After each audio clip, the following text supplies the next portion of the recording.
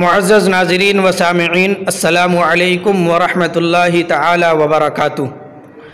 اس video میں حضرت سعد بن ابی وقاص رضی اللہ تعالی عنہ کے بارے بتائیں گے۔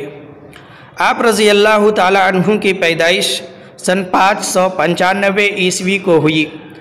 آپ کا نام سعد ہے، کنیت ابو اسحاق ہے، والد کا نام مالک ہے، والد کی کنیت ابو وقاص ہے، والدہ کا نام حمنہ ہے۔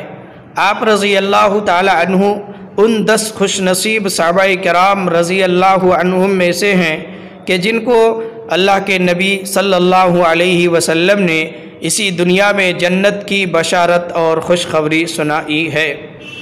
آپ رضی اللہ تعالی عنہ کی عمر 19 سال تھی کہ اللہ کے نبی صلی اللہ علیہ وسلم نے نبوت کا اعلان فرمایا، تو حضرت سعد بن ابی وقاص رضی اللہ تعالی عنہ حضرت ابو بکر صدیق رضی اللہ تعالی عنہ کے ساتھ اللہ کے نبی صلی اللہ علیہ وسلم کے پاس گئے اور اسلام کی دولت سے مالا مال ہوئے، مشرف باسلام ہوئے۔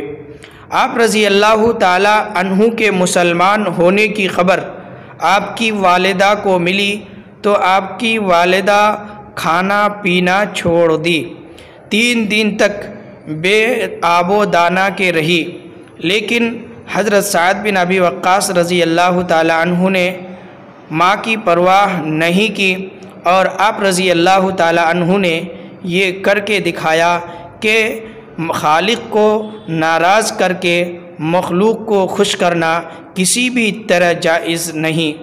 آپ رضی اللہ تعالی عنہ اسلام پر جمے رہے اور ڈٹے رہے۔ آپ رضی اللہ تعالی عنہ کی یہ ادا اللہ رب العزت کو پسند آئی تو قرآن کریم میں آیت اتار دی، وَإِن جَاهَدَاكَ لِتُشْرِكَ بِي مَا لَيْسَ لَكَ بِهِ عِلْمٌ فَلَا تُطِعْهُمَا۔ والدین کا حکم ماننا، والدین کی اطاعت و فرما برداری کرنا بہت ہی ضروری ہے، لیکن اگر معصیت کا حکم دے، رب کی نافرمانی کا حکم دے، شرک کرنے پر آمادہ کرے تو والدین کی بھی اطاعت نہیں کی جائے گی۔ حضرت سعد بن ابی وقاص رضی اللہ تعالی عنہ کی وفات مقام عقیق میں ہوئی۔ آپ رضی اللہ تعالی عنہ مدینہ سے 10 میل کے فاصلے پر مقام عقیق میں اپنے لیے ایک محل بنوائے تھے۔ آپ آخر عمر میں وہیں رہتے تھے۔